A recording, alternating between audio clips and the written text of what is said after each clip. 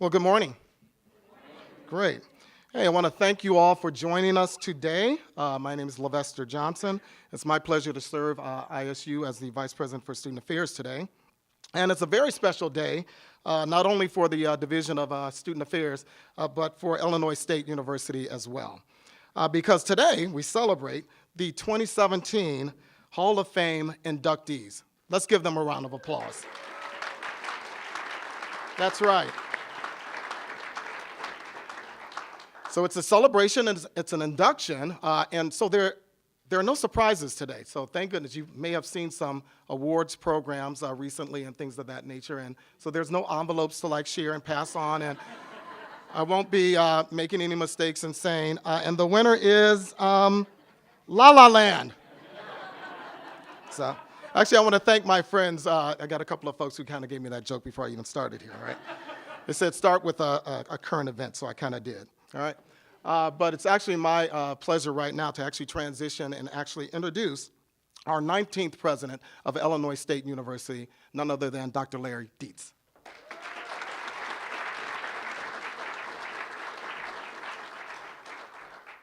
Well, thank you very much, LJ. I appreciate the invitation to be a part of this program.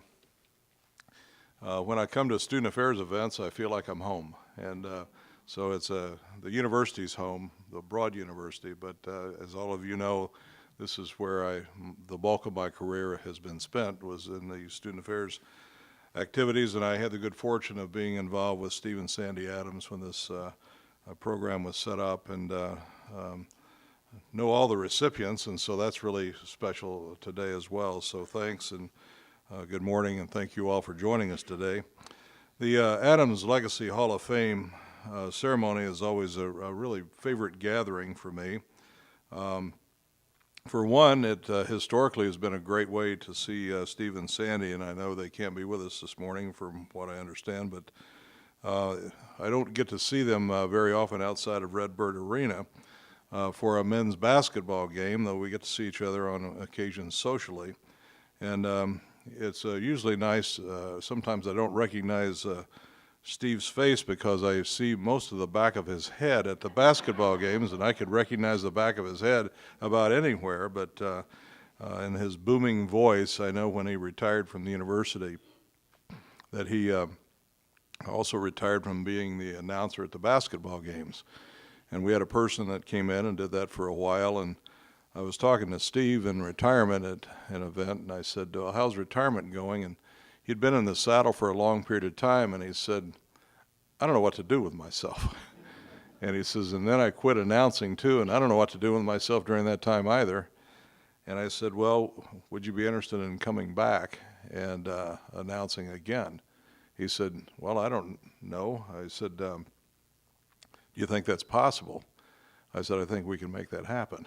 And so, and it happened, and he's been a happy guy and been doing a great job of announcing for a long period of time. But this is also the time when we look back at an academic year that's just about to end. We've got a little over a month from completion and reflect on our successes and our challenges. And believe me, despite what you may have heard about the lack of funding, budget impasse, and lack of activity in the state, there are really plenty of successes and challenges here this year, and lots of successes, and I would say there are more of those than challenges. But with all of that economic and political turmoil facing the state of Illinois, this university, Illinois State University, can look back on a year of terrific success and accomplishments while looking forward to a very bright future.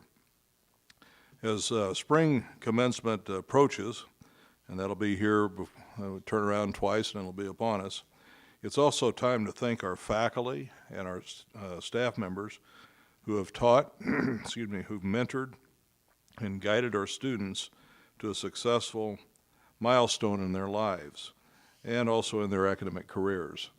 That's one of the favorite events that I get to participate in, is to watch all of those bright and shiny and happy faces at commencement.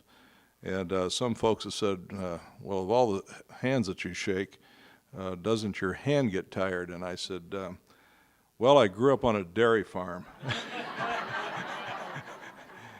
and I'm okay.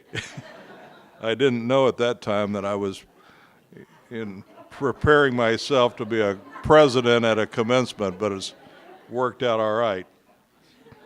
So in a very real sense, the Stephen Sandy Adams Legacy Hall of Fame induction is an annual celebration of that same commitment.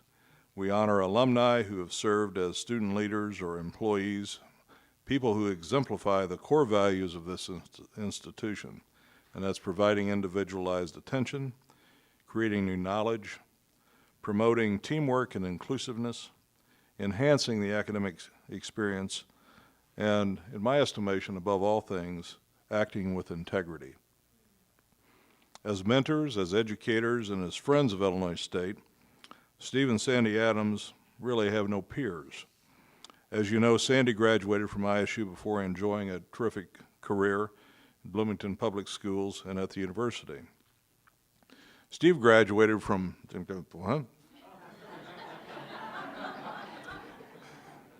that institution down the street, Illinois Wesleyan University. Great friends with Eric Jensen down there. They've got a great program, but he graduated from there, and we've forgiven him for that. But while we note that he did attend our lab schools at Metcalf and University High School as well. Steve's ISU career has spanned 3.5 decades in admissions and enrollment management, and finally as the Vice President for Student Affairs. And indeed, that's where I met him when I was the Vice Chancellor for Student Affairs and Enrollment Management at another institution further south here. But when I became the Vice President for Student Affairs here, he was one of the first folks that greeted me and said what a terrific position and what a terrific division and what a terrific university this was, and it's been all of that and more. So he preceded me in that role, and his work made for a smooth transition for me, and something that I appreciate to this very day. Today, Steve and Sandy, Marlene and I view them as close friends. We enjoy the time we spend together at different events, and we are indeed think that Steve and Sandy are symbolic of the mission of the Division of Student Affairs, and also exemplars of the value that Illinois State University holds dear. The 5 amazing individuals we honor today, Mike Shermer, Michael Donahue, Robin Zena Bryant, Tawana Hines, and Adam Grist, all know that the education occurs well beyond the classroom, that mentoring and nurturing students produces not only high-quality graduates, but also prepares young men and women as actively engaged citizens who are ready to meet the opportunities and challenges of today and tomorrow. Most people will tell you that the mission of a university is to teach students, conduct research, and contribute through service to a global community. I prefer to go a bit beyond that and say basically the mission of a university, and certainly of this university, is to change lives. The student, staff, and alumni of the Division of Student Affairs change lives on a regular basis, one student at a time, one day at a time. And there's no greater evidence of that than the people gathered in this room today. So to Steve and Sandy, in absentia, I say, you have my enduring admiration and respect. To our honorees, I say congratulations, and to all of you, I say thank you on behalf of a very grateful university community. So I'll say thank you, and then I also like to end these with, go Redbirds! Thank you.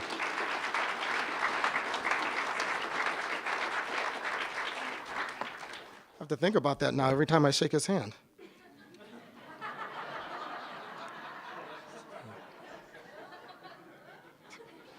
All right.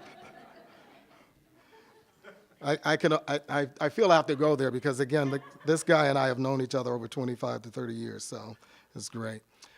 Thank you, President Dietz. Induction into the Steve and Sandy Adams Legacy Hall of Fame is definitely an honor bestowed upon alumni who served as student leaders or student employees in the Division of Student Affairs. Recipients are recognized for their contributions while on campus and for their post-graduation commitments to contributing new knowledge through research, scholarship, and creative pursuits, providing enduring dedication to individualized attention, promoting teamwork, respect for differences, and goals that celebrate diversity, and for enhancing the quality of life for communities through collaborative and individual action. Now, representative of these values are, of course, Vice President Emeritus Steve Adams and former First Lady of the division, Sandi Adams.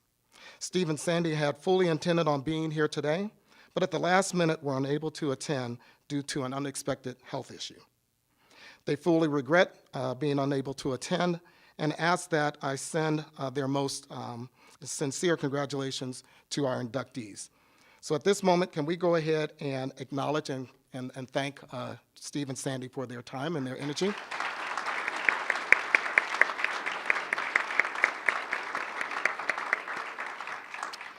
As President Deitch mentioned, Steve and Sandi enjoyed a legendary career dedicated to education.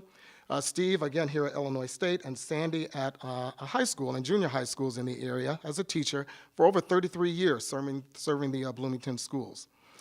They have combined for a total of 70 years. That's 70 years in the field, and in retirement, they continue to influence the lives of students, colleagues, families, and friends. They are certainly impressive individuals, but together they are a highly respected team and have served student, staff, and alumni and friends of the university and events on campus and around the country for quite a long time, all right? So again, they definitely owe a lot. We owe a lot to their dedication to this campus and to developing students, I think, for this campus community as well. Without a doubt, this is a period and a proud moment for the Division of Student Affairs. We received a whole bunch of amazing nominations this year, and we have such pride in the individuals who are being honored here actually today. I'm pleased that they will serve as our newest Hall of Fame inductees, and will you please join me in congratulating then the 2017 inductees. They are, I'm gonna ask you all to stand real quickly as I call your name. Michael Shermer, all right. Michael Donahue. Robin Zena Bryant, Tawana Hines, and Adam Grist. Let's congratulate our honorees. Okay, thank you very much. Please be seated. Now, as you know, no student affairs event is complete without acknowledging and recognizing our students. So we have here 5 of ISU's finest, as a matter of fact, and they're serving as student hosts. They will formally introduce each one of our honorees today. I would like to take a moment to introduce each of them, all right, so you get to know them a little bit better. First of all, I'd like to point out Hannah Pachola. Hannah. All right, Hannah is a sophomore from Arlington Heights, Illinois, studying elementary education. Her Redbird life has included being involved in Student Government Association, Academic Senate, Educating Illinois Committee. Yes, we do have students actually serving on those committees, all right? That's just a few of her involvement activities. She is looking forward to becoming a teacher and pursuing her master's degree in school administration. Let's thank Hannah for being here.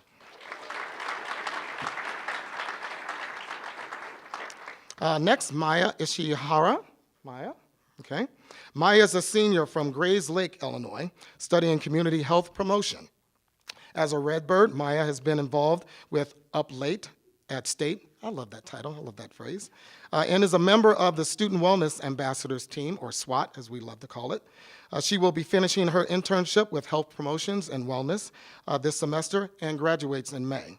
She is currently job searching for opportunities in health education and promotion. She wanted me to put that in there. So if you have a job, okay? So let's congratulate and thank Maya for being here as well. Now, next up is Jalen Joyner. Jalen is a senior from Decatur, Illinois, studying athletic training and physical education. As a Redbird, Jalen is heavily involved. He is president for Alpha Phi Alpha Incorporated. Some of you might think I'm going to say something about that because it's a very special fraternity, but I'm not going to say that, all right? He is a spiritual leader with the Impact Movement. He's a resident assistant and a Shaping the Future Mentor program mentor, just to name a few. And I would probably be remiss if I did not point out that he just this past year served as our king for homecoming, as a matter of fact, as well. Yes. Woo. Yeah, I think that's all right. Yeah. Okay.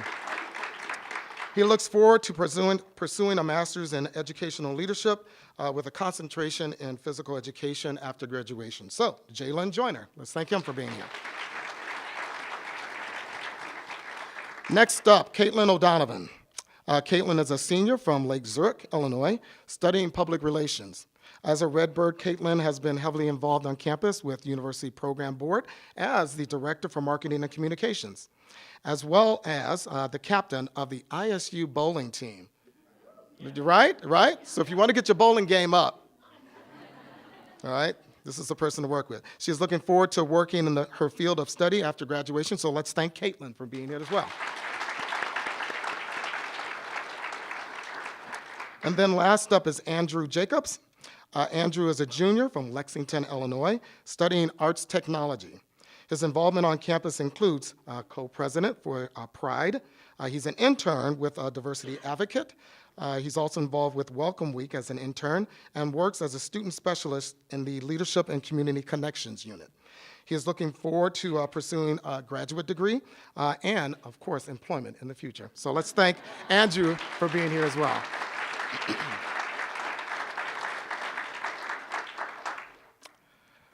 Before we move on any further and actually acknowledge then our new inductees, I would be remiss if I did not acknowledge any previous inductees and members of our Hall of Fame who are here today. So if we have any Hall of Famers here, Steve Smith, maybe? Oh, yeah.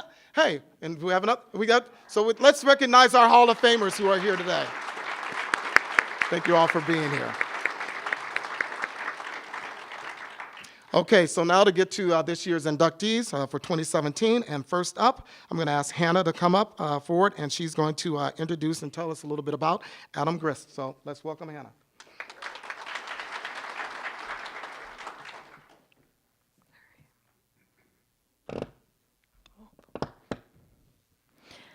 Adam W. Grist began his legal career as an assistant state's attorney in the McLean County State's Attorney Office in August of 2007. In March of 2015, Adam was named the first assistant state's attorney where he supervises the criminal division of the office, which includes over 20 attorneys and more than 20 staff members, overseeing all felony indictments for McLean County.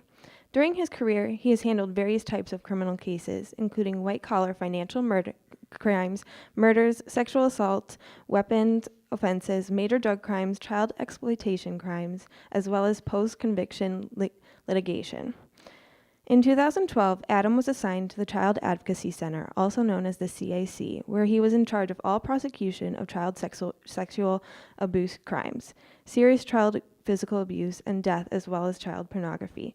During his time in the CAC, Adam tried multiple bench trials and jury trials to verdict with survivors of abuse as young as 4 years old. Adam prosecuted the first case in McLean County to allow children to testify via a closed-circuit television. Adam also established an effective working relationship with federal agencies to prosecute serious child pornography cases at the state level, and coordinated the first child trafficking operation in McLean County to utilize forensic interviewers and advocates to rescue survivors. Prior to the CAC, Adam was assigned to the drug unit for 4 years, where he specialized in vice narcotics investigations and prosecuted felony drug offenses, including multi-kilogram drug trafficking and historical drug conspiracy. Adam also practiced civil litigation as the lead attorney within the Asset Forfeiture Division, where he was in charge of all of the drug and money laundering asset forfeitures within McLean County. In 2010, Adam was recognized for outstanding accomplishments in narcotics prosecution by receiving the Illinois MEG Directors and Task Force Commanders Association Award. In 2014, Adam was among the first prosecutors to be awarded the Illinois Coalition Against Sexual Assault Moxie Award for the Inspiring Change Ending Sexual Assault in Our Lifetime. In 2016, Adam was named Young Lawyer of the Year by the McLean County Bar Association. Adam has taught law and criminal justice courses at Illinois State, Lincoln College, and Heartland Community College. Adam has presented multiple times throughout Illinois, including the 2016 Champions of Children's Conference and the 2015 National Association of Attorneys General Conference. In 2015, Adam coordinated the implementation of Kids and a child and family abuse prevention and education curriculum as a pilot program at Oakland Elementary School. He is actively involved in the McLean County Bar Association with his wife and college sweetheart, Tracy. He is actively involved in his church, including leading small group Bible study and as a marriage mentor. Together, they are raising 3 children, McKenna, Brooklyn, and Abram. Adam received his bachelor's degree from Illinois State University in 2004 when he was involved in a number of activities and organizations, including being a 2-year member of the mock trial team, where in 2003 he was named All-American Attorney by ISU and won national champion tournament. He was a member of the Student Code and Enforcement Review Board, now Student Conduct and Conflict Resolution, as well as campus government, and in 2003 to 2004, he was the student trustee participating in the presidential search that resulted in the selection of now retired Illinois State University President Al Bowman. In 2007, Adam received his Juris Doctorate from Southern Illinois School of Law, where he gave the commencement address at the John S. Randleman Award winner, chosen by peers as the student most likely to make the greatest difference in law. Please join me in congratulating Adam.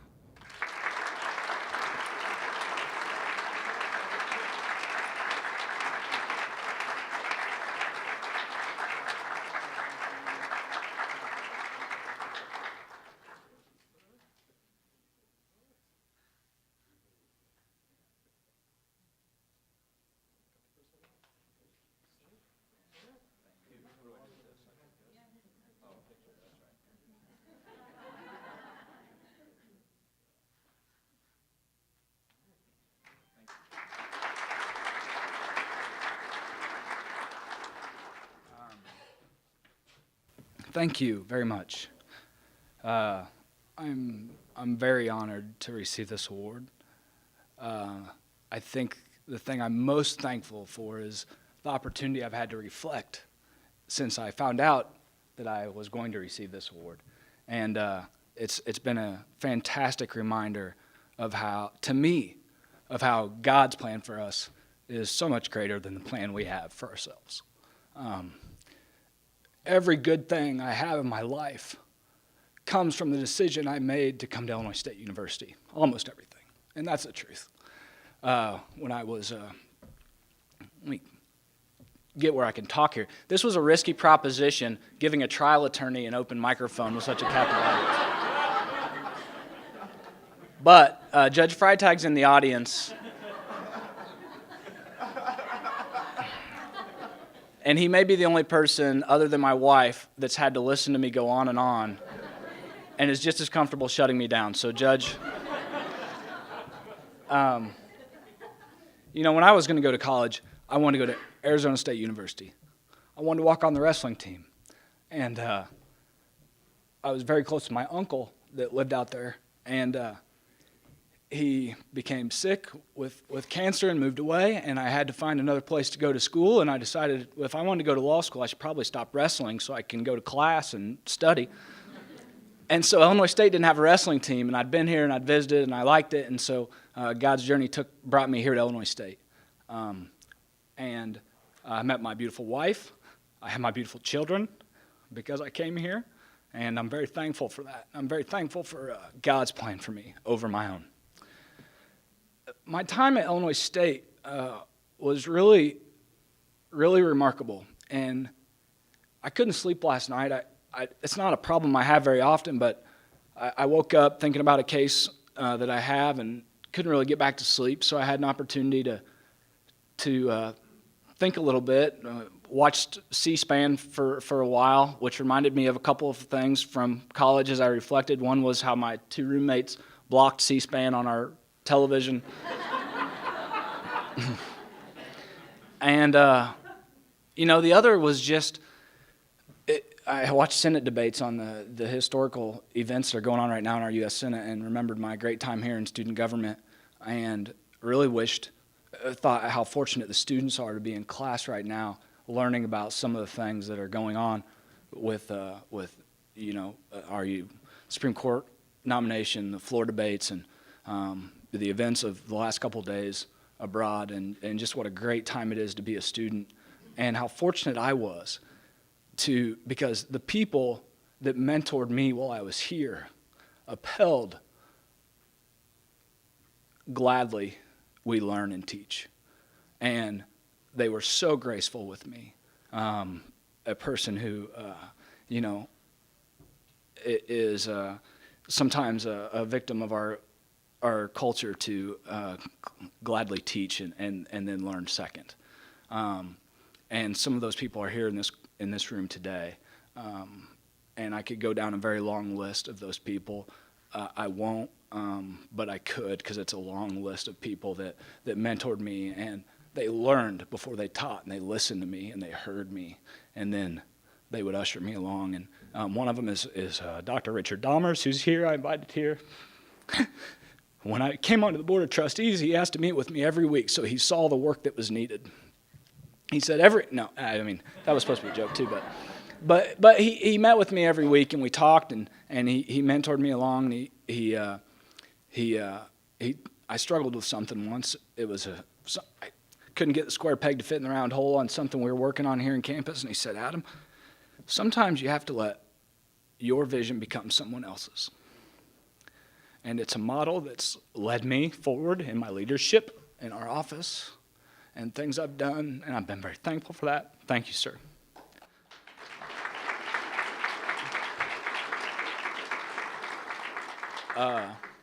Thank you so much for this award. I didn't anticipate this, didn't expect it, but I'm just so blessed for the opportunity to receive it and to just reflect on the blessing that the journey has been to this point. And so thank you all very, very much.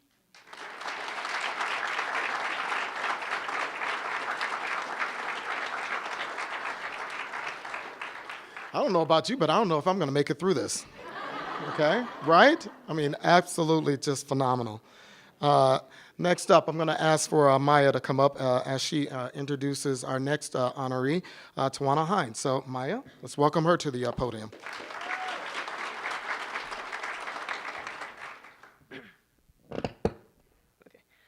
Tawana Hines is an award-winning educator and media personality.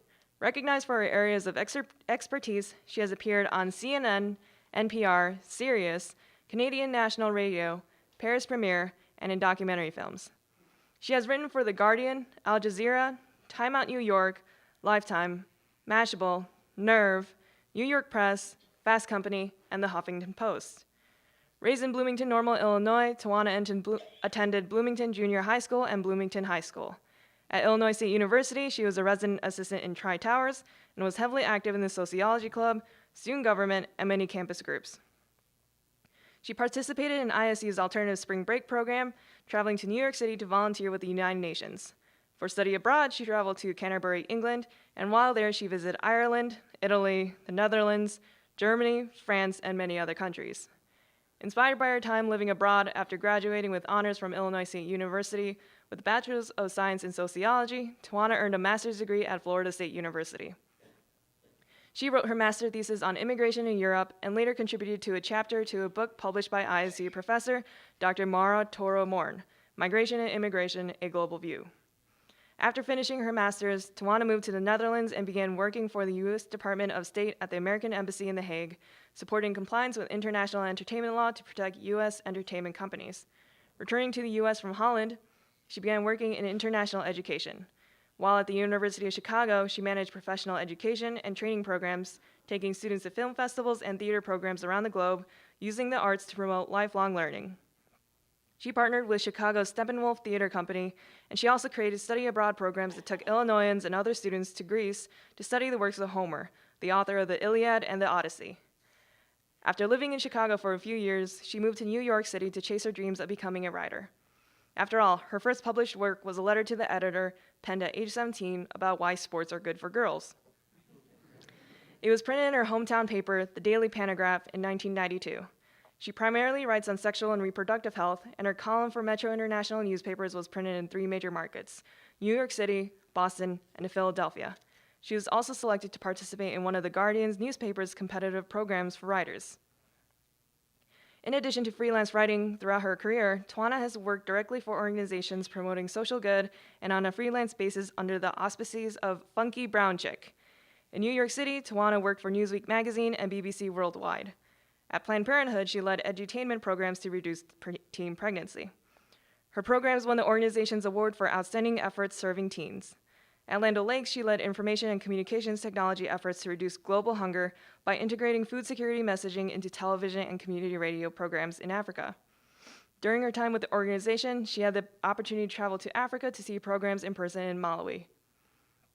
She is currently the director of And Action, a project sparking social change by connecting nonprofits to important issues reflected in film and TV. She is also on the board of Woodhull Freedom Foundation, an organization promoting sexual freedom as a fundamental human right. Having lived in New York City, London, Chicago, Los Angeles, Amsterdam, The Hague, and Washington, D.C., she is fluent in Dutch and English. Please join me in congratulating Tawana.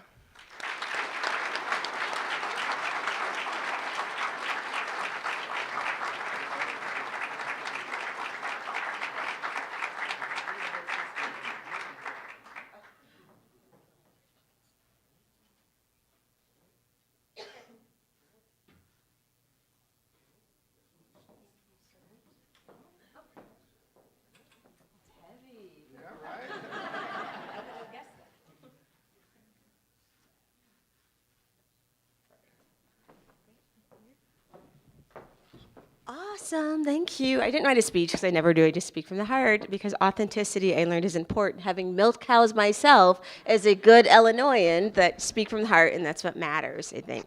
And so I was raised in Bloomington Normal. I have so much love and respect and just a deep appreciation for this town. No matter where I've lived in my life, I always say it's not a matter of, because people ask, what's your favorite place that you've ever lived? And I say they're all just different. Like no place I've ever lived has skies as beautiful as Bloomington that are just like wide open and expansive, and the clouds and everything. It's like, I love the cornfields. I love Illinois. I loved growing up here. I love that someone I went to high school with and was a pom-pom cheerleader girl, Becky Gossard, who now works for Illinois State University, is right here in our office, in our attendance too. So I would definitely say that Illinois State University changed my life by providing me opportunity. So small town girl raised by a single mom, in Bloomington Normal. I attended Illinois State and I met Sally Pine, who's also here as well from the sociology department. And so I attended one of these what major do you want to have kind of thing. And then so Sally was talking about sociology and I was like, what is that? And she was explaining, the science of society. And we study all of these things of how things work together. And she described it way more eloquently than I'm doing right now, but I thought it was really good. And I had an opportunity to apply for a book award that paid for books that my parent couldn't afford. And so because of that, I was able to become a sociology major at Illinois State University and have wonderful teachers like Dr. Mauder Tormorn, who's also here today too to support, which is wonderful. So I became a sociology major and I thought that was fantastic, loved my classes and had an amazing time academically. Outside of the classroom and the student affairs and engagement part of it, my sophomore year, I signed up for a program called Alternative Spring Break. And what it does is instead of going to Cancun and all of these places that, as a small town girl who'd never even been on an airplane, the thought of going so far was kind of scary. I liked this idea of having an organized program that had mentors that went with us. We knew exactly where we were going. There was a program that said we're going to do these days. The hotel was already arranged. It was this package. I was like, I can do that, that I can do. And so I signed up for Alternative Spring Break and went to New York City. I would have never guessed I'd lived there 20 years later, but that was my first time in a plane, my first time in New York, my first time seeing the Atlantic Ocean. Wouldn't have done any of that had I not signed up with that program through Illinois State University. I came back and that idea of traveling and seeing other things was just completely enthralled with that and loved that idea. And so a study abroad sounded a little bit too ambitious for me, so I signed up for a program called National Student Exchange through Illinois State University. And the idea was that the United States itself is very big and diverse and broad, and if you're from New York City, you may think you have nothing in common with someone from Arkansas.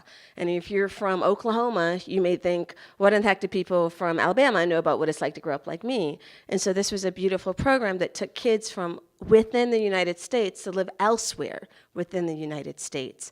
And so I lived in Los Angeles my junior year of college. First time ever seeing Pacific Ocean, first time seeing mountains, first time seeing Los Angeles. And I was there for a year and just thought it was amazing. I was like, wow, if I can do this, I can go other places as well. And the following year, I signed up for study abroad. And that was my first time leaving the country.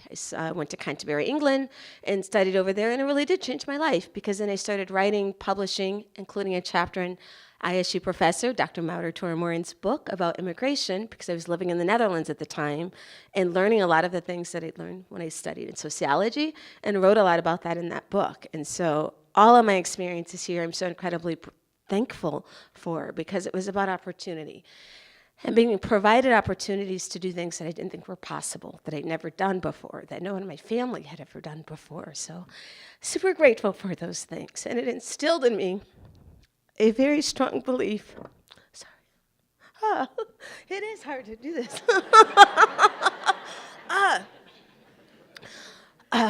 That I too have to do that, right? That even if people look different from me, even if they believe different faiths than I believe, even if they love people differently than the way that I might, they too deserve opportunities.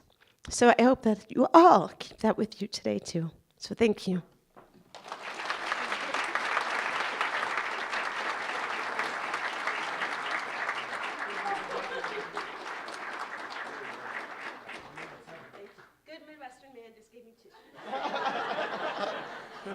We may have to get President Dietz on the organizing team here. May have to have like tissues like at the end of each aisle, work them towards the middle. All right, now we're gonna have Jalen actually come up, and Jalen will help us get to know Robin Zena Bryant a little bit more. So Jalen, let's welcome him.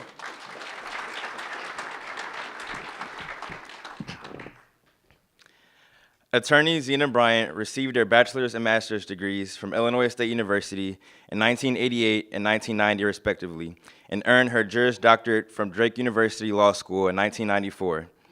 Upon arriving at ISU, she worked in the dish room, busting suds, and Tri-Towers her freshman year, and then moved on to working at the campus theater as a sophomore.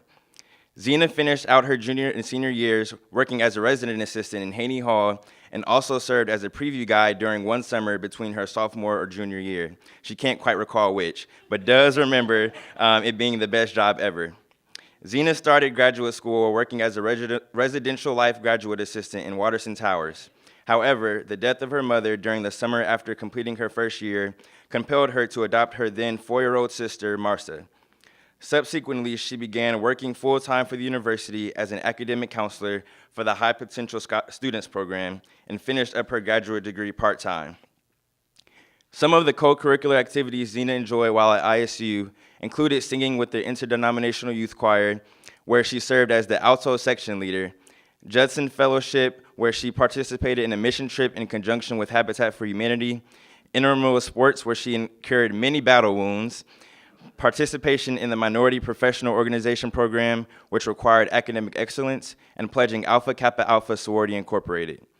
Immediately after law school, Zena was selected to serve as a public service fellowship sponsored by Wayne State University in Detroit, Michigan.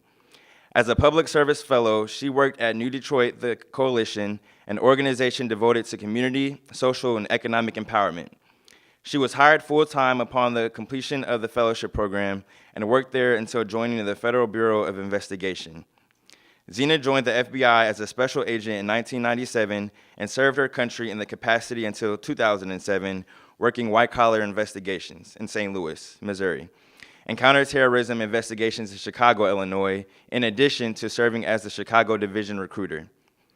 In July 2009, Zena formed Law at Last Incorporated and currently practices law in Homewood, Illinois. Her practice is focused in the areas of probate and estate planning.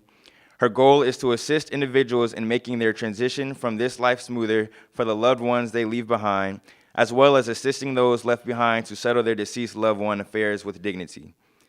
Zena's community involvement includes having served as the inaugural chairperson of Illinois' Concealed Carry Licensing Review Board, membership in the National Council for Negro Women, serving as a board member for Kappa Alpha Psi Foundation, and as a member of the board of directors for Breakthrough Urban Ministries, an organization serving East Garfield Park in Chicago, which partners with those affected by poverty to build connections, develop skills, and open doors of opportunity. Please join me in congratulating Zena.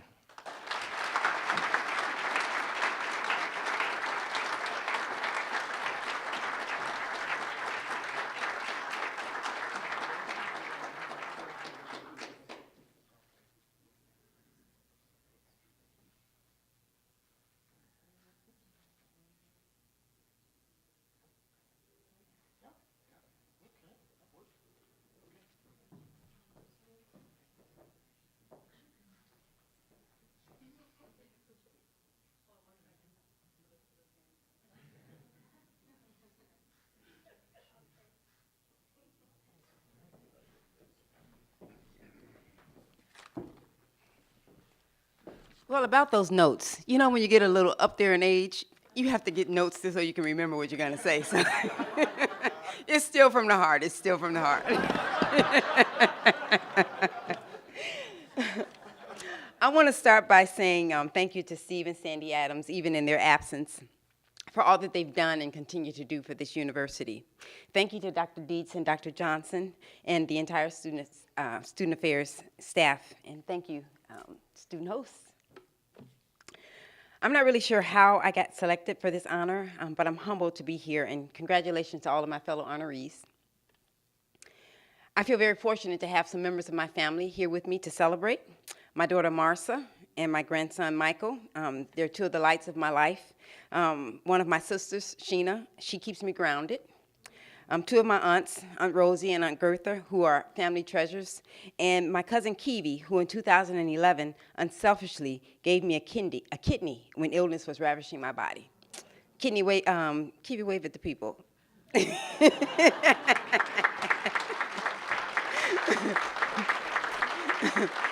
I call my kidney KJ, Kiwi Jr. So I'm very grateful to be able to exercise my gift. Also in the audience are Hank and Mary Campbell, and they're both retired ISU professors. Hank and Mary, give them a wave. Mary was one of my teachers and was initially my mentor in a mentorship program here, and somewhere along the line we became good friends, and Hank was just a bonus I got because of my relationship with Mary. I was actually first introduced to ISU as a 13-year-old. It was the summer before I entered high school. I was slated to be the sports editor of my school yearbook, my high school yearbook, and there was a journalism or yearbook camp held here for 1 or 2 weeks that summer. I knew 4 years later that this was the school that I wanted to attend. I'm not even sure if my family knew that. I knew I wanted to attend here, but I didn't know how I was going to pay for it. But God provided, and as my bio said, I busted a lot of suds in this room. I was a country girl who grew up on a pig farm, and I had a lot of dysfunction in my home, but I had a mother who knew that I needed some anchors in life. She required 2 things of me. She required that I have a relationship with God and that I get a good education, a good solid education. She knew that if I received those 2 anchors, that life would be okay, that I would be able to overcome any limitation that life would throw my way, and that when she was gone, that I would be okay. She also told me to get all of the education that I could while I was young, because she said later in life, because she went back to school later in life, but she said later in life, there are husbands, children, bills, and other things that get in the way, that tire you out, that are distractions. So I took her advice. My mother died at the age of 42. She got to see me graduate from ISU. And at that time, I decided to take her advice, and I kept pursuing my education. My father, who died 10 years later, actually got to see me receive my law degree. I thoroughly enjoyed my time at ISU, and I made lifelong friends. I developed foundational leadership skills that I've built on throughout my lifetime. And I met other young people on campus in an organization called the Interdenominational Youth Choir who had a passion for God, and they helped me to become stronger in my walk with God. ISU Student Affairs website says that as an Illinois State student, you are promised a rich educational experience that reaches beyond the classroom borders. It further states that the values that are the core of the student affairs at ISU are integrity, compassion, creativity, diversity, and relationships. I can stand here personally and say that that promise was kept to me and that those core values have become my own. It was at ISU that I learned to give my life away in service to others and to live my life to be the difference that I wanted to see. Dr. Martin Luther King Jr. said, life's most persistent and urgent question is, what are you doing for others? All of my professional life since ISU has involved working with people, doing something for others. Some I motivated, some I incarcerated, and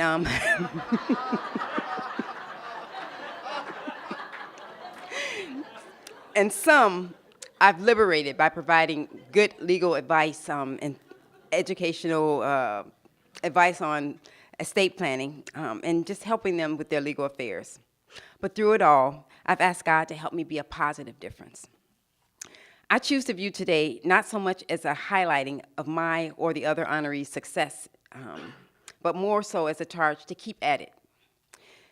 Albert Schweitzer said, I don't know what your destiny will be, but one thing I know, the ones among you who will be really happy are those who have sought and found how to serve.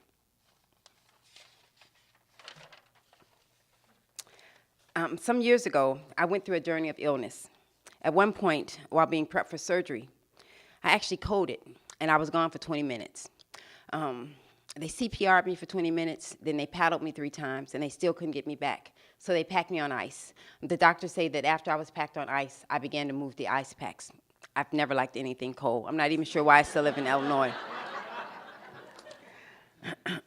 My health was very precarious, and I was incapacitated for several years. And I remember asking God, what am I going to do with my life? I have too much in me to just sit. So what am I going to do with my life?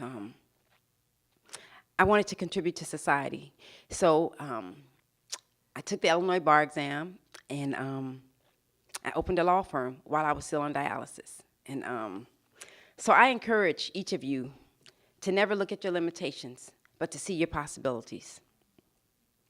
Find ways to serve, to inspire, to motivate, and to encourage. Steve and Sandi Adams have, and their legacy lives on precisely because of that. Thank you very much.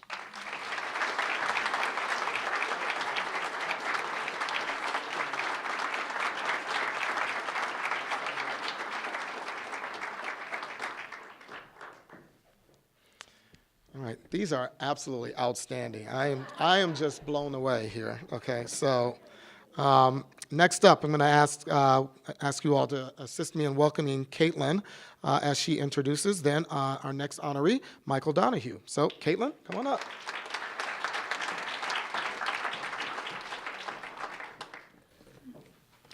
Mike Donahue is co-founder of Dynamic Growth Mavericks Consulting, bringing nearly 40 years of understanding what inspires consumer loyalty to brands.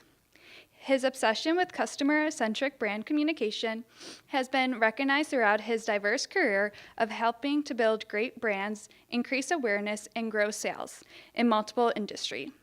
Prior to DGM Consulting, Mike excelled working in the restaurant, hospitality, sports, entertainment, and political and legislative arenas. Previously, he launched Life Kitchen Restaurant as co-founder and chief brand officer, and subsequently he helped launch one of the most ambitious new professional sports programming models, returning it to live television. Mike is also former senior management team of the Global McDonald's Corporation, where he served as chief communication and external relations officer for McDonald's USA. During his 20 years at McDonald's, he held several domestic and international management positions where he focused on building, enhancing, and protecting the brand. In a dynamic era of increased government interventions at the state, local, and federal levels, Mike led the McDonald's Government Relations Department for 11 years. He was also responsible for managing the external relations function, and his accomplishments include creating the first McDonald's Social Responsibility Department and managing customer relations, communication, and public relations departments. Mike serves on several advisory and charitable boards, is a popular speaker in the areas of brand development, anticipatory to avoid crisis management, hospitality, and food service related topics.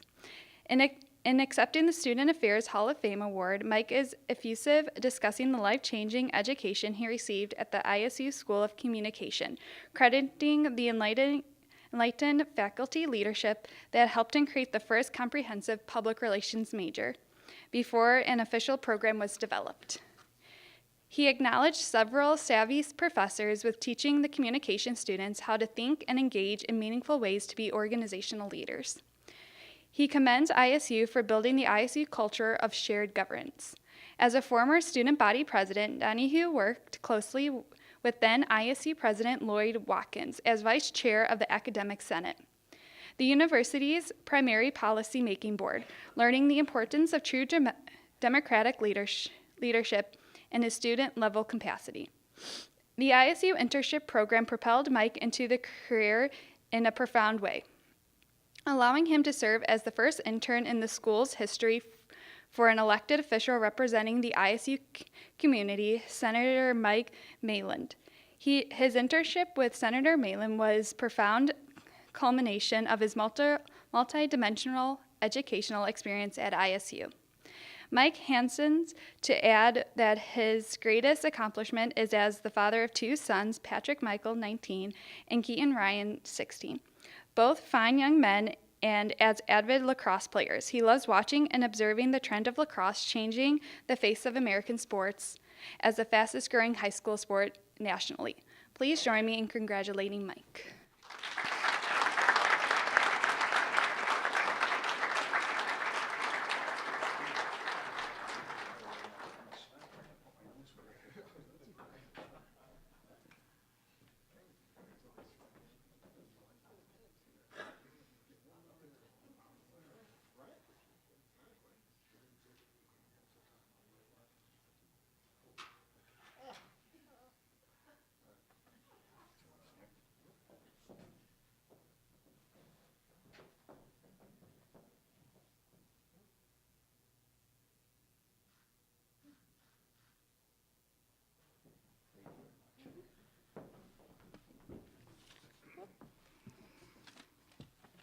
I think I walked into the wrong room.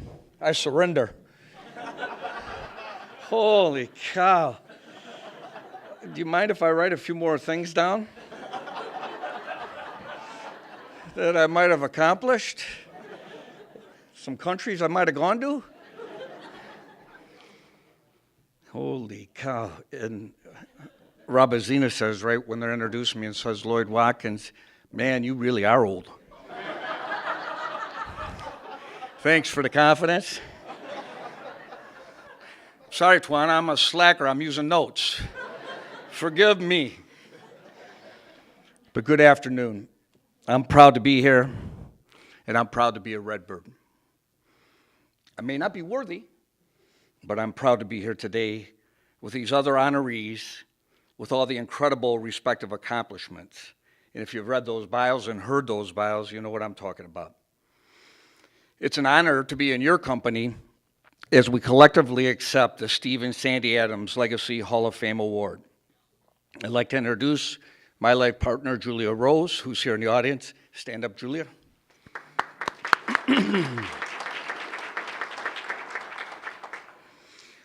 Like I said, it's an extreme honor, but I too couldn't sleep last night, and for some reason, I kept thinking about Groucho Marx in my head. Because you see, Groucho once said, I wouldn't want to be a member of a club that would have me in it. So it proves here again this morning, as a good Irish Catholic boy from Rockford, Illinois, why do I feel so guilty?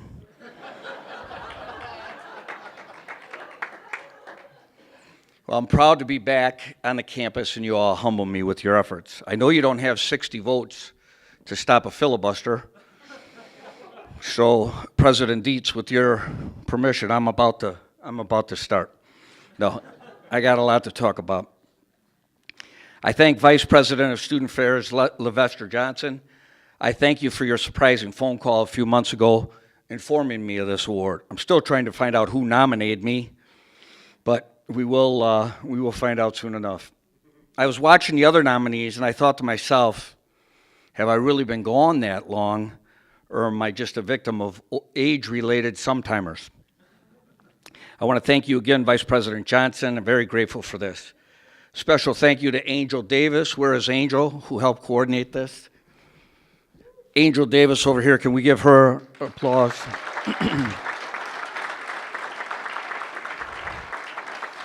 Angel's become my pen pal and had to put up with all my idiosyncratic behaviors. And to Caitlin Donovan, our student host. I've been called Donovan over the years when they can't get Donahue out. But thank you, Caitlin, very much, and proud of the work that you're doing here. And then, of course, thanks to Steve and Sandy Adams, we salute you here today as well.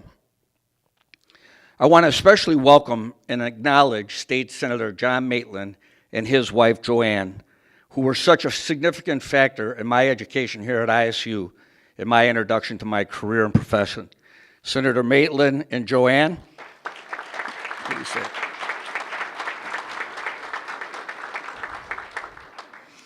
You got to know this, President Dietz. When I had my 4 years done at the end of my communications career and was about ready just to get more hours so that I could graduate, I'm my 5th year senior, sent all kind of articles home to my parents about how everybody was doing it. They realized, because I had been student body president, that I wanted, to do something in the political arena. And therefore, they set me up with interviews. I didn't know if I was Democrat or Republican or whatever, but I met Jerry Bradley at the time, who was the House rep, and John Maitland, who was the state senator, the first farmer ever to be in the Illinois State Senate, and it wasn't even a close pick. And I said, I want to go with the senator, the higher house, and the man that he was. And I got to tell you, what I learned with the dignity of that gentleman and the integrity was incredible. And I thank you, Senator Maitland, so much for being such a big part of the end of my education here at ISU. Thank you very much.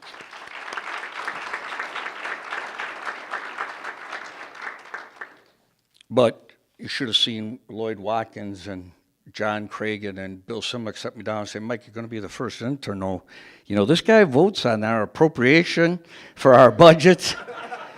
They said, we know about you, so please don't show your proclivities. It worked out all right, John? I think so. As one of the people here today that's almost as old as Shermer,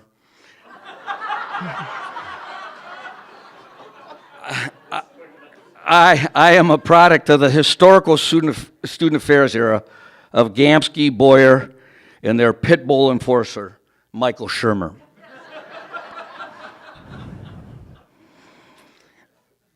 Thank you, Michael Shermer. You must be getting soft in your elevated years, because you had at least 10 to 12 stories that could have disqualified me for this award alone. But I looked into the career of the folks that this award, Steve and Sandy, is named for, and I saw that the award recognizes dedication to the role that holistic education plays in the life of the student. And as Mike Shermer will tell you, it was that holistic part that I really took part in and out of school. Now more than ever, I appreciate the empathetic approach that ISU, the Student Affairs Department, Mike Shermer, and all of management here took to really engage and bring students into this shared governance concept that I think is so important. This is a school that is founded on the notion of education and teaching others to teach. And is there anything more important? Because of this teaching mentality, I believe it carries over into every department, every extracurricular activity, and certainly the approach Vice President Johnson of Student Affairs, and even more importantly, this concept we don't hear enough about, utilize, which is shared governance. ISU is a trendsetter in shared governance. My goodness, all the things that they've done in the past. What a concept this would be in the world today if we could sit down, all the stakeholders, all the constituencies, and come together to help run an institution, a state, or a county. What a concept it is that was pioneered here at ISU. You see, ISU and its leaders are at all levels are enlightened. And as the former senior vice president of a major consumer product, your number one worry is relevancy to the consumer. And they have always made sure that we are so relevant and that the students' education here is so relevant to what's going on in the outside world. The past presidents of ISU shared, and more importantly to all of you, kept this concept of shared governance, where many schools went away from it. Is it true that we still got about 30 or 40 students on the academic senate? So the notion that the president sits with the student body president, sits with 20 to 30 students, and then all the faculty around them, there'll be no time in purgatory for you. It's easy to dismiss it. It's harder to enforce it, but that's the ultimate democracy that we live in. And they really perfected it here with so many of the past presidents. President Bone, whose center we're in, President Braden, Burlow, Buddick, Watkins, who I worked with directly, and Wallace and Strand, all the way up to President Dietz. They've kept this concept of all the administrators, faculties, and students working together, despite what might be different agendas, philosophies, and visions, to run this great institution. And the stories that you hear of people that come out are because of that engagement. I hasten to add that President Burlow, for Tom, the communications, Tom LaMonica from the communications department, President Burlow was the former head of a communications department of Michigan State University. So let's keep that in mind as we talk about the importance of School of Communications and the shared governance that they had. To all of you that are still students, communications, marketing, you are the conscious and the relevancy factor for many of the organizations you belong in, and it's so important. In the School of Communications, they taught us this shared governance. They taught us to think out of the box. They taught us to engage in unique ways. They taught us the importance of eye contact and confidence markers. I know my children now, my two teenage boys, by the forehead. I said, could I just see your eyes? Over dinner once. They were classic professors, and they shared governance as they taught. They allowed us to work, they allowed me to put together, it was back in a time before PR wasn't really known, the first contract major for PR. And it was something between that, my experience in communications, the classes that they taught, the internship with Senator Maitland, that established me to go and work for 20 years at the world's most recognized brand, McDonald's Corporation, and hold senior management positions for over 20 years. Again, learning to talk and share experiences and development and management with the personnel there. I have a long list of professors and others. I'll just tell you they were classic, and they made national news. Dr. Simlick and Cragen, they went up and wrote the first perfect political speech in the city of Peoria, where they went up there to show the power of persuasion long before it was being done 20, 30 years ago. And they put out on the table cards on key topics for all the Peorians. You remember the old statement, if it plays in Peoria. And then they fed those statements into a computer and really came up with what was the perfect political speech. It didn't alienate anybody, but took everybody's positions into mind. The ultimate experience of shared governance, but it still had issues in there. I was fortunate enough, after leaving McDonald's after 20 years, to start up a new chain called Life Kitchen, Love Your Food Every Day. We opened about 20 around the country, but we took their idea and all the people that want to attack McDonald's for whatever the issue du jour is, and we created the perfect menu, sort of a United Nations of food, and that was very exciting to introduce. We still have several around the country. There's many other teachers that I could thank, Michael Shelley, Dr. Hazelton, John Cragen. They taught us as if we were empowered to be equals at the table. And they were really, really significant. There's shared governance in student affairs. And Michael Shermer and Neil Gamsky and Jude Boyer were experts at this. They were the perfect leaders in organizational management, extraordinaire. They had Shermer, who was close to our age. We idolized him at the time, but he was able to kind of warm us up a little bit. They sent us to Jude Boyer, and if you don't know Jude Boyer, she was more man than most men. And she kind of hit you between the eyes a little bit about what you were experiencing. Mike, as student body president, I just want to let you know we got something we want to say to you. And then Neil Gamsky was the velvet hammer. Mike, you like your education here at ISU? You like? No, I'm just kidding. But he was the guy that would close the door on such hot issues. And they did a great job.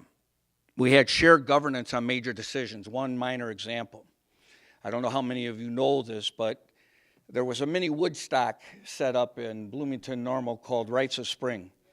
I happen to be lucky enough to be the student body president for the last Rites of Spring.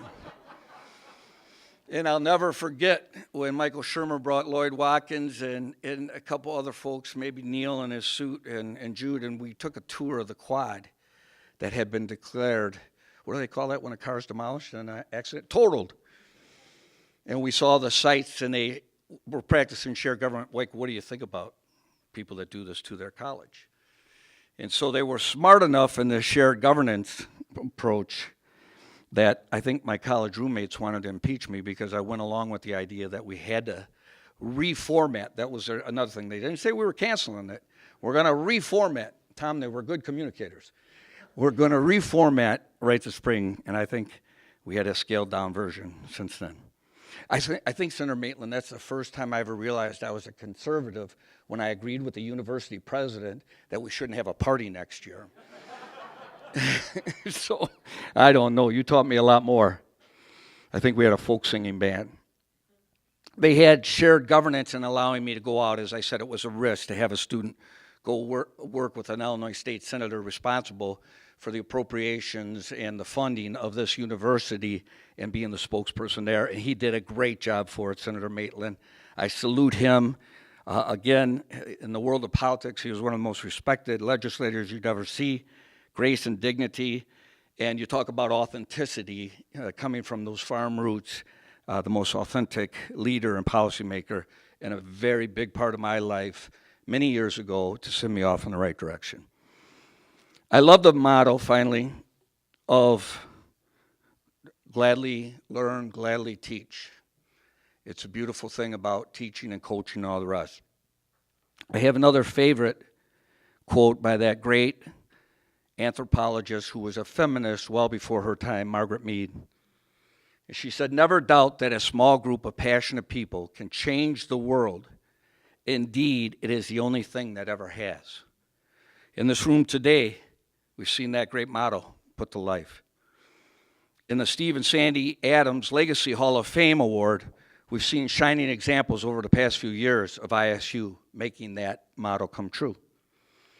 And ISU has a giant historical rogues gallery of former students throughout this country and world making that passion come true. I'm grateful to be included and thank all of you very much.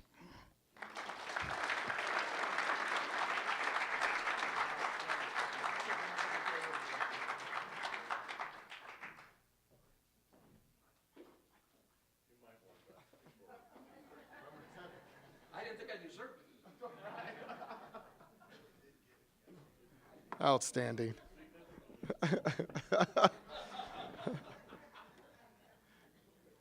Yeah, don't worry. Mike, the other Michael's going to get his own too. So, all right. Okay. Yeah. All right. So, last but not least, we're going to ask Andrew to come up, and he will introduce our final candidate, Michael Shermer. So, Andrew, come on up.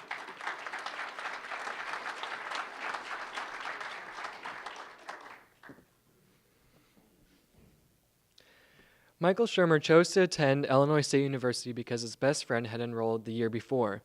He was one of the few in his class at Limestone Community High School in Bartonville, Illinois, to pursue a college degree. Michael earned a BS and MS in education in 1973 and 1978, respectively. He was employed at ISU in 1974 as the assistant to the vice president and dean of student affairs by Dr. Neil R. Gamsky. He worked with Associate VP Judith Boyer to recreate the Office of Student Affairs. Michael continued in that role and other assignments until his retirement in 2010. Michael was appointed as the director of the Office of Student Life from 1978 to 1998 and as the student government advisor. As an undergraduate theater major, he appeared in a graduate one-act play, after which he changed his major to special education and then political science and sociology. During that time, he participated in the United Nations Seminar in Peace, as well as an experience with low-income neighborhoods in Peoria, Illinois. His master's degree was in educational administration.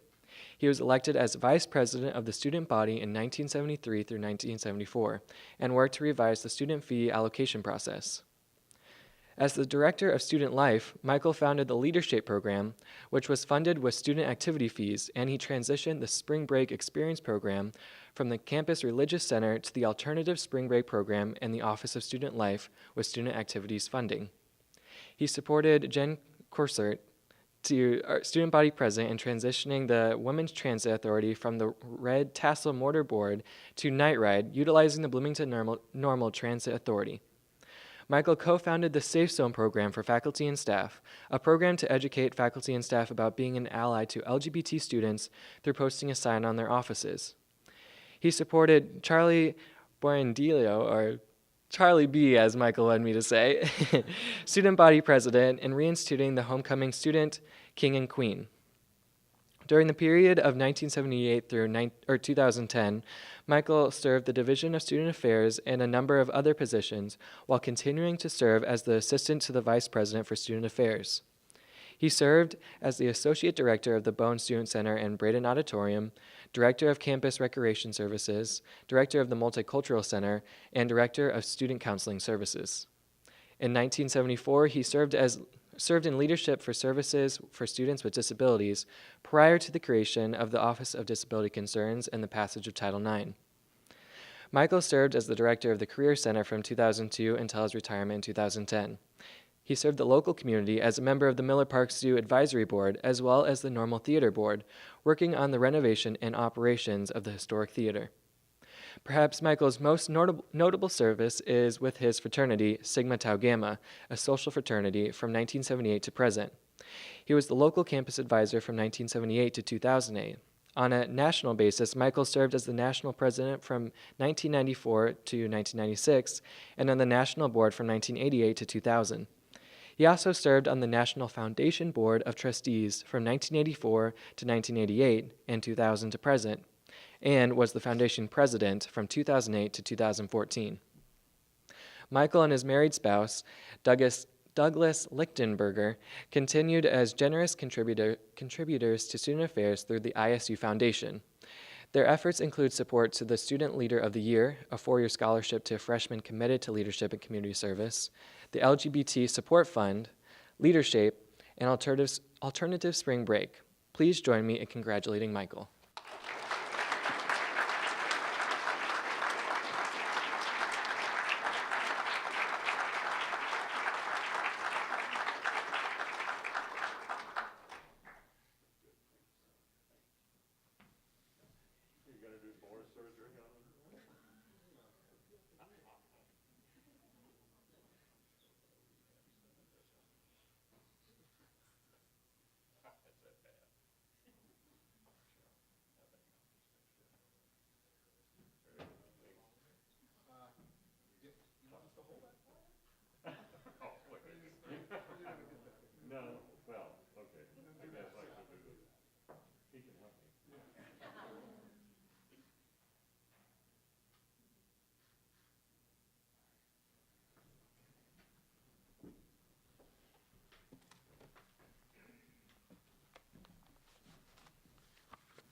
It's nice to be infirmed. I just got out of my sling. For those of you who didn't know, I smashed my arm, elbow, whatever, not the elbow. And I've been wearing a sling until today.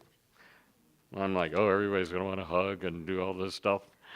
So I thought, well, I could pick up some caution tape and wrap it around my arm. Especially since I knew Mr. Donahue was going to be here, and he's probably interested in a little payback. But I'm the last speaker. Ha ha. Thank you, a big thank you to Steve and Sandy Adams, who I've had the pleasure of knowing for many years. LJ, thank you for having this program. President Dietz, you're not really President Dietz, you're my good friend, and you and your wife. Congratulations to the other recipients. I was sitting there next to Donahue, and all I could do is go, I'm shrinking, I'm shrinking, I'm shrinking. What have I done? I've lived in Bloomington, Normal, and Peoria my entire life. I haven't been out of the country, but not to do anything significant. There's some nice cities in Mexico. Oh, also Canada. That happened at a very dangerous time in history, too. And we own property. Thank you, Andrew. It's been a pleasure to frighten you with some personal stories.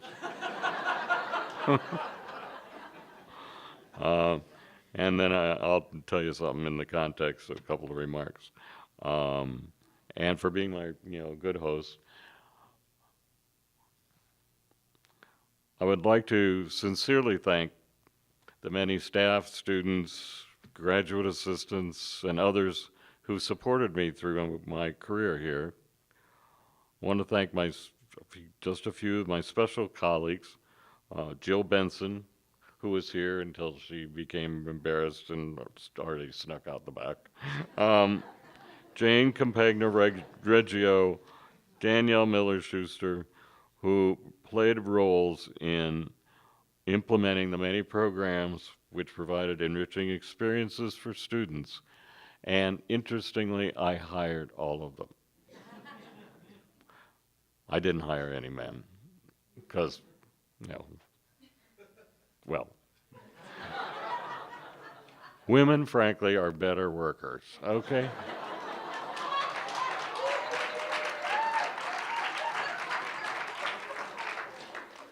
And I'm a better delegator.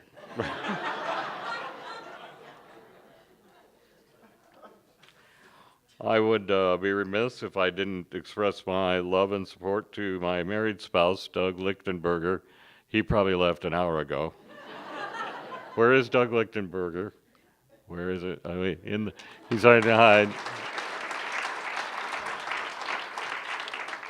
He has encouraged me and shared in our philanthropic efforts for student affairs. He's provided many culinary recipes for folks. And when you impress Arlene Jose, you've made it.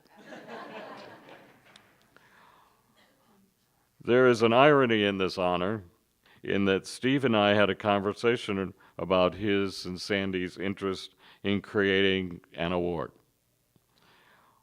And I was always under the impression that it was to award younger alumni. But I guess I was mistaken. Or I've become younger. I'm so appreciative to having been considered for this honor. I've been a loyal Redbird ever since my days as a freshman in Walker Hall, another building that's been torn down while I've been in. I remember going to football games. Yes, I did go to football games as a freshman and then took a 30-year hiatus. We used to sit in the bad side because we got the cheap seats and through sleet and snow. And I said, this is fun. And they go, what else are we going to do? And that was pretty much the case in beautiful Normal, Illinois. And I liked the voice of the announcer, and guess who that was? I think you can guess he was announcing not just basketball, but also football.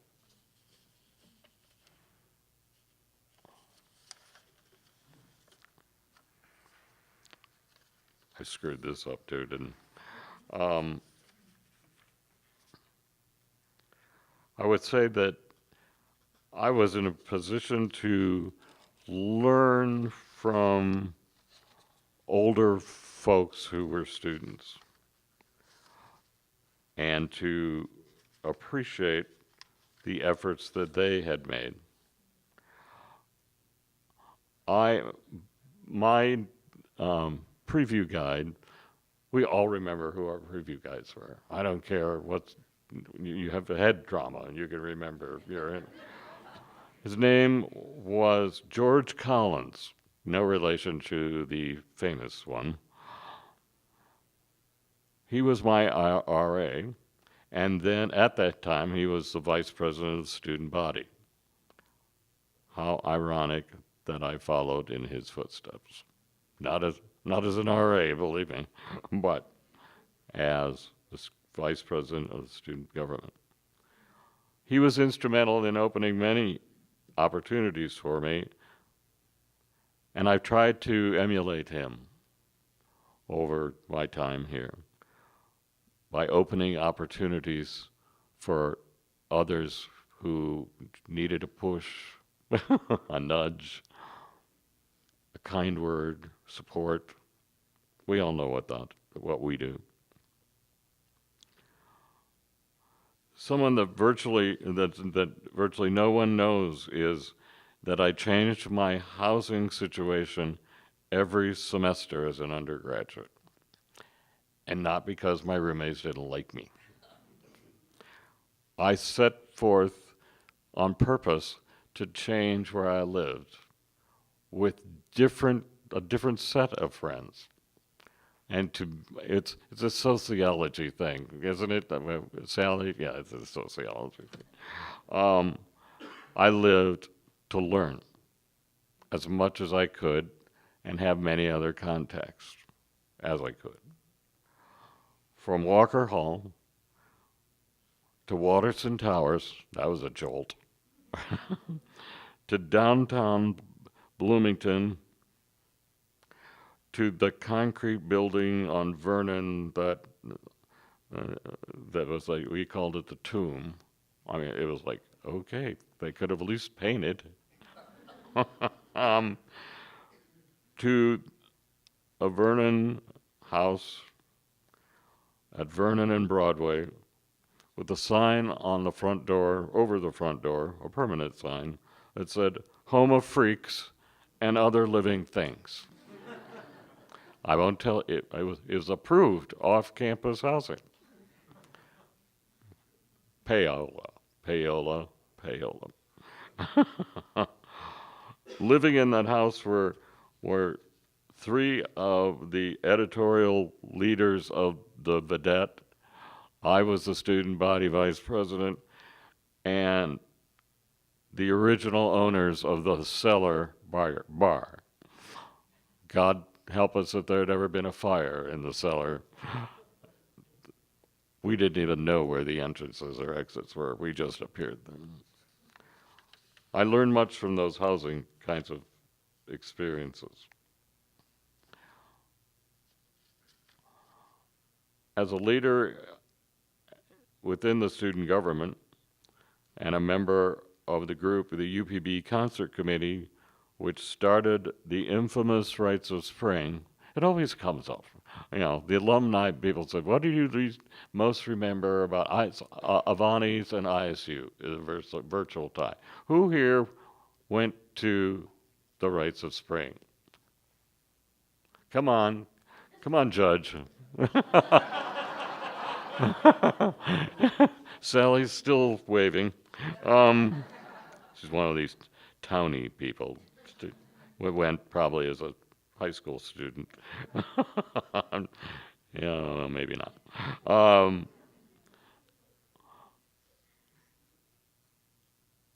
Its genesis was an innocent concert to celebrate the conclusion of the spring semester, with local bands performing in front of the old Union. Well, that little afternoon delight turned into Woodstock of the Midwest. The official attendance was 25,000. Donahue says it's 40. It probably was 40. The student leaders that were involved in the event learned many, many things. Responsibility, accountability, fiscal management, and how am I going to keep this off my resume?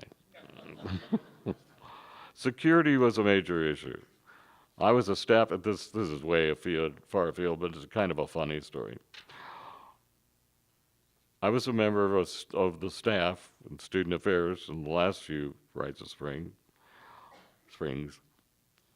We had radio communications with some device that probably doesn't even exist anymore.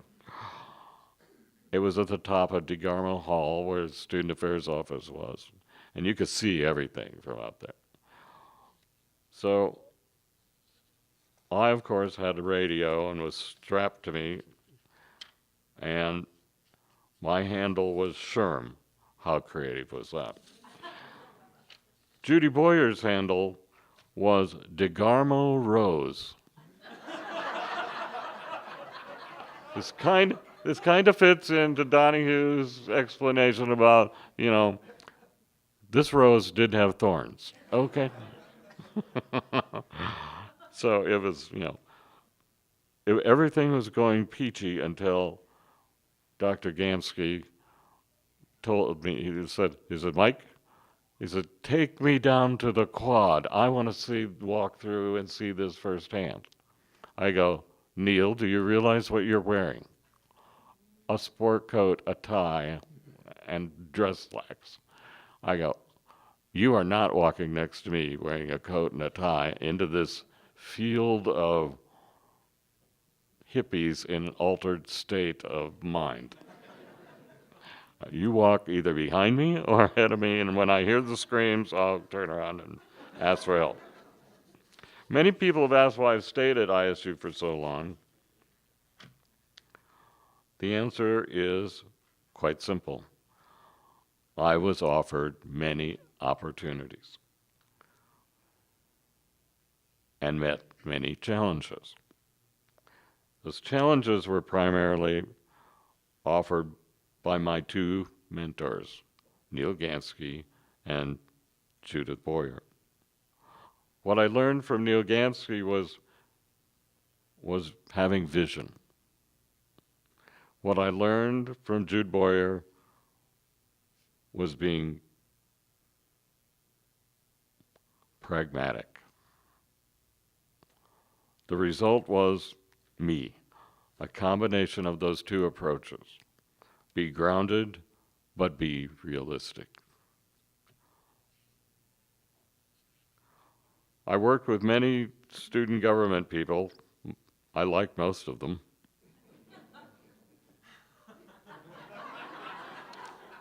Time to turn the page.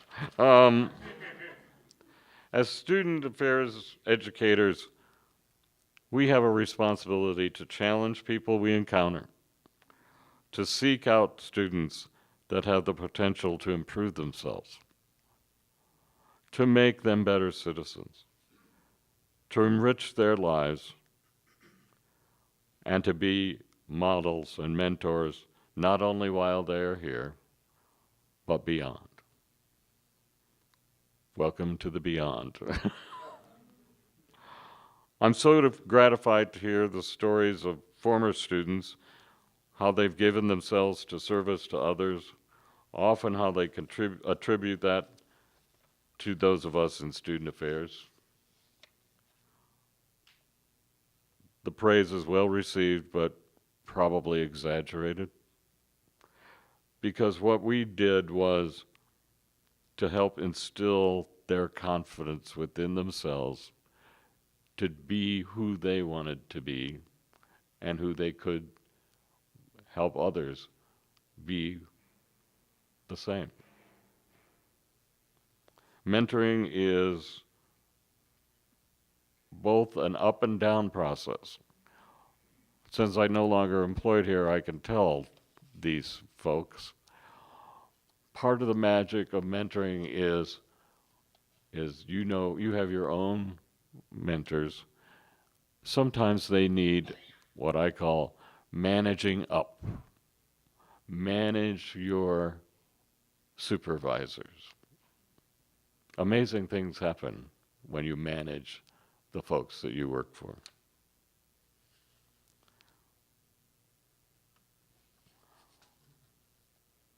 On a personal note, and the senator may know of this person, I'd like to dedicate my award in the memory of former Illinois State Senator Joyce Holmberg from Rockford,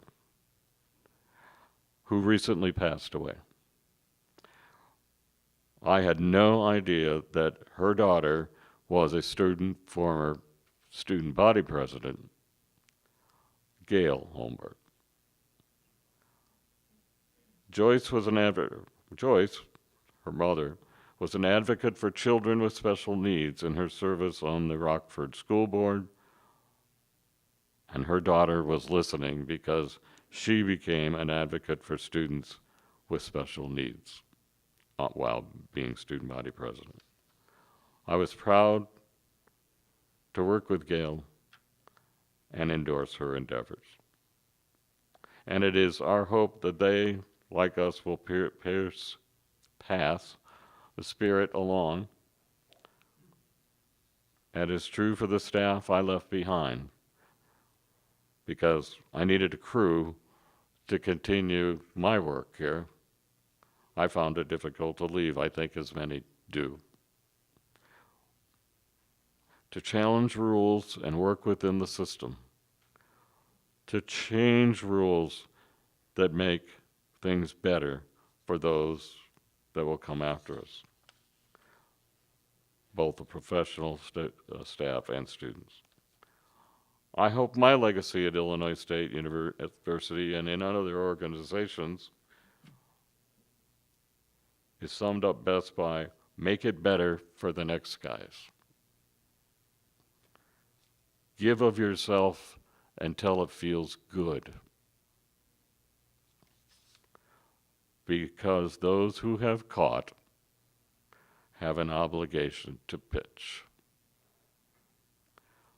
Those who have caught have an obligation to pitch.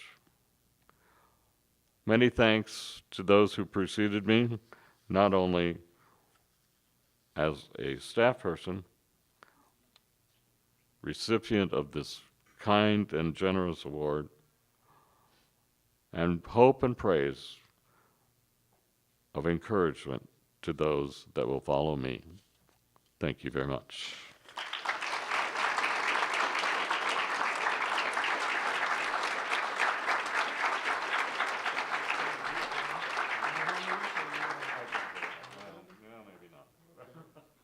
Once I get to the bottom, just throw it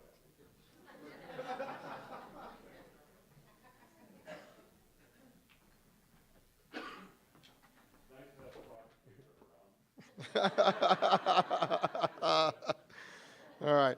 Why don't you join me in congratulating again all of our award winners?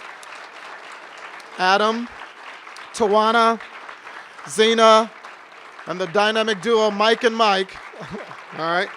Congratulations to our newest 2017 inductees. Absolutely phenomenal. All right. Again, words of thanks as well too. Can we thank event management and dining and hospitality for all of the munchies and their services today and setting things up today. And again, I'd like to do a special shout out for Angel Davis and Danielle Miller-Schuster, if she's here as well, and all the folks who kind of helped pull this together. Before you leave today, we invite you to view the Hall of Fame display that's right outside the door at the concierge desk outside the old main room. And thank you again for attending, and thank you again for just a wonderful experience. This is my first one, and I am just overwhelmed by the talent and the outpouring of this community. So thank you and have a great day.